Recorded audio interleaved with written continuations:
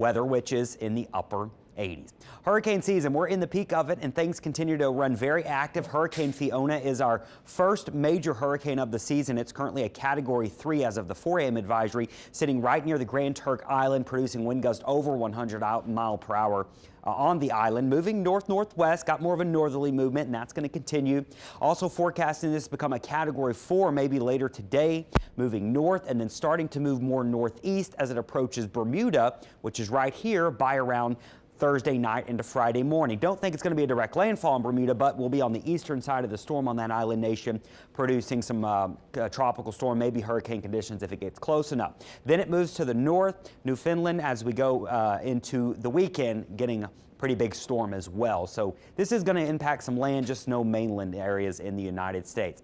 So not worried about it here in the mainland U.S.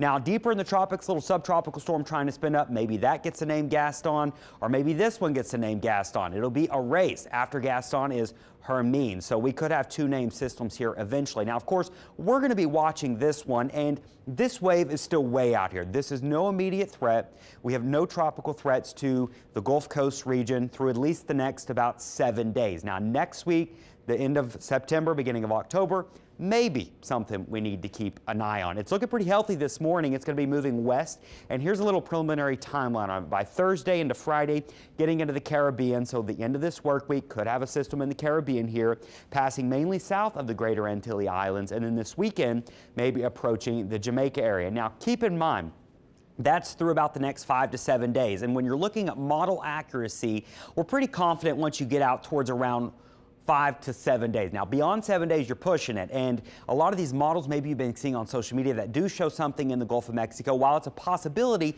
you're in model land that's somewhere in here, which is getting into that poor category of just not a lot of accuracy. Now, let's go out about a week, which is reasonable.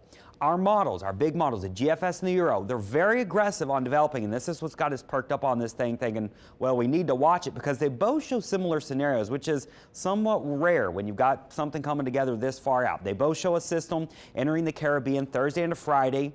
The GFS and Euro may be a little different on the timing, but generally the same pattern. And notice early next week, Monday, Tuesday, still in the Caribbean, but starting to pull to the north. So the pattern next week, it is conducive for maybe a strengthening system, and it could be conducive for something to pull into the Gulf. This is a long ways out still, and that's about all the details you're going to get on it. And by the way, there's your names. Gaston and Hermine are the next two on the list. We'll watch it. Is it an immediate threat? No. And we're concerned right now? Not really, but it is something we certainly need to keep an eye on. We're in the peak of hurricane season. We're just staying hot and mostly dry all the way through Saturday. Next week, with the front approaching, we'll throw in a chance for a few showers and storms.